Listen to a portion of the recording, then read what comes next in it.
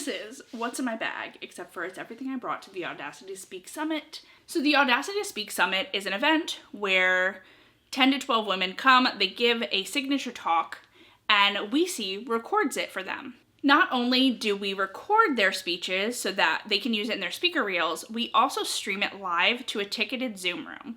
So this way, if the speakers are coming from out of town, they can sell their tickets and they can watch from anywhere. Let's get started. Of course, to stream it, we need my laptop and charger. Isn't she beautiful? We brought sandbags because we also brought a backdrop, which I'll put a picture of here. The client had her own banner, but she just didn't have a backdrop stand. So out in the lobby, these kept them from falling over. 2 X820s. One was linked into the stream as a wide shot, and one was a side angle shot that we can use for cutaways, but it's not linked to the stream. These X820s have shotgun mics on them, and they both had 2 SD cards. One of these was plugged into power for the whole time. The other one was running off battery, so we also brought spare batteries. Our main camera, our close-up camera, our follow camera, was an X820, which again did have power. We also keep batteries in it because if your power ever falls out while you're in the middle of the stream, you lose a camera, right? So we always, this is like pro tip, always keep a battery in, even if you're running off power, right? Because the battery is your backup. Again, a shotgun microphone so that we could capture audio through here, and SD cards for everybody. We also brought 4 tripods. One of the tripods I'm using right now to film, so I can't show you it. But these are like supposed to be knockoff Manfrotto, cheap ish guys, and they're fluid heads with arms. So we have 2 of those. Then we have this green photo tripod, which we used for our switcher. And then we have a fiber tripod that I'm currently using. This is another photo tripod without an arm that I'm using to film this right now. So the Atmos monitor hooks into the Atmos cast, and we use this as a switcher. So if you see right here, there are inputs and outputs and HDMIs. So you put them in here. Then when you're here, you can switch between up to 4 cameras, and you can't add like picture-in-picture and graphics and whatever. We mostly just use it for a clean output feed, and then we record on the monitor with an SSD that slots in right here. And so we have a backup recording in addition to the Zoom recording, in addition to recording locally on the cameras. We also have a recording here, and that also provides us with a recording for audio. So we have an audio input here that we can take out from the board and then record in here. So that's so fun. Now everything needs power, and you just saw that we were talking about bringing cameras in and audio boards and whatever. So I have a bag full of cables. So we have extension cords, we have HDMI cables, we have XLR cables, we have HDMI minis to regular HDMIs, some dongles, power strips, and a bunch of extension cords. And they all wound up in here because we went over a little bit and there was a movie coming into the theater that we were recording in, so we had to pack up quickly, and this bag was available and ready to shove cables into. Speaking of stuff that feels a little miscellaneous but is very important, we brought gaff so we could tape down our wires and, you know, just have. Gaff is important to have. We also brought mic tape, which Brad put on like a dollar store tape dispenser, but it works. It's a little over, but it works. So gaff, or mic tape, so it's surgical tape that we just put on a dispenser so we could tape the mics to people's faces and to the back of their necks. And then masking tape. This is great, handy dandy, if you need to label something really quick, like we did the audio board, you can just put this on there, write on it. It's also just good to have, again, kind of like gaff, like versatile tape is important. Tape and scissors are important for every event. I don't care what kind of event, I don't care if it's video production, I don't care if it's Girl Scouts, I don't care what. Now, all of our speakers had wireless wig mics that we rented from C&K Productions.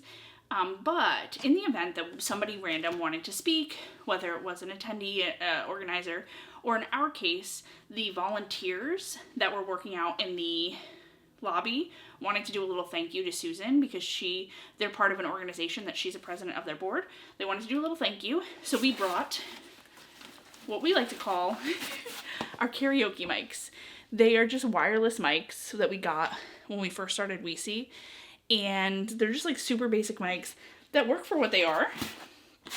You know, in this box are 2 microphones, power for the receiver, and the receiver itself, again, super nice to have, because in the event that somebody wants to speak in the room is not really big. You can hear them.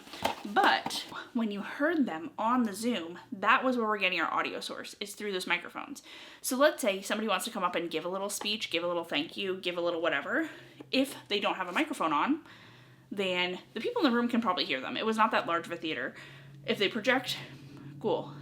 But in the Zoom room, the only audio feed they're getting is through our switcher, or through our switcher, which is ported in from our audio board, which means they need a microphone to get it to go from the voice box, you know, from a microphone into the stream. I explained this really poorly, but I hope it makes sense. It is really funny because we do interviews a lot at events, and people speak into the microphone like, is it on? Is it on? Because they can't hear themselves, because they're not recognizing that, like, this microphone is not going to any speakers, it's only going to the camera. It's just like a very interesting, we're so accustomed to, like, yeah, when you speak into a microphone, you're going to be able to hear yourself. But that's not how it works in streaming production per se. And we just needed a way to get audio in if people weren't mic'd up, if they weren't speakers. Speaking of miscellaneous cables, we have a lot. So this is like all of the little dingle dongles that you might need when you're running a stream. And if you forget one of them, you'll definitely need it. Up here we have a recorder. So this is just a Zoom recorder. Again, this is just a box of like audio cables. So like patch cables, a couple of like splitters or what have you, which is great. And a few more cables. I think there's even an HDMI in here, which is important because this is also where we have our Blackmagic Ultra Studio Recorder 3G. So to get the video from the switcher to the Zoom room, you need some kind of capture card, and this is what we used to do it. It worked pretty well, worked great. It has an HDMI and an SDI output, and the cool thing about the 3G, what I will say is, as a longtime user of the Ultra Studio Mini Recorder, the cool thing about the Recorder 3G is that you don't need to use a third-party software like OBS or Manicam. You can simply plug it in, and Zoom says, that's a camera source, and then you're good to go. Also, all the microphones need batteries. So this is a box of batteries, basically. Also rented from C&K Productions are 8 wig mics. So these 8 mics are what the packs that we used to mic up the speakers for the event. And we actually didn't need these, but C&K provided them. So if you have somebody that doesn't have the ability to clip the mic pack onto something, let's say you don't have a belt, let's say you're wearing a dress and you're like, where do I put this? They lent us these mic belts, so you put them on underneath. So you just wear these under your clothes, is what actors wear. So you can just put them on underneath your clothing and then slip the mic pack right in there, nice and securely. But we didn't need them. We packed them anyway, because we weren't sure, right? You never can tell. We did not use it, but I did bring some translucent powder, double-sided tape, some absorbing sheets, and some disposable puffs. So if anybody needed a little something, this is great to have. I think I might do a separate video of like what I regularly carry in my camera bag, but I did bring my camera bag, which means I had spare batteries, spare lenses, spare SD cards, tissues, cleaners. Also, I guess I had my mic stick in here and the mics, the wireless mics that we use for our cameras, so if we needed them for any reason, they were in here. I'll do a full like what's in my regular camera bag, but I did bring this along because you never can tell, right? This is also where the camera that I'm currently filming lives, which did come with us during our day, which is a Canon R6. Right now it has a 24, 1.2, no, 2.8, I can read. I have a 24, 2.8 on the camera. It's a pancake lens. I really love my pancake lens. Here's the thing. The problem not problem. I'm gonna set this down. When I bring out my R6 and I don't have any microphones, I don't have any monitors, I don't have a flash on it, and I have my 24 pancake lens on it, it feels like people don't take it seriously. They're like, what is that? But I could wear this camera like a purse then. And it's just there and it's great and it's perfect. And I love my little pancake lens. It makes shooting with this camera so easy. It's also like a comfortable lens, I feel like. I also shoot a lot with my Nifty 50. And I shoot a lot professionally with my 85, which I love. I'm a prime lens kind of gal on a DSLR mirrorless style body.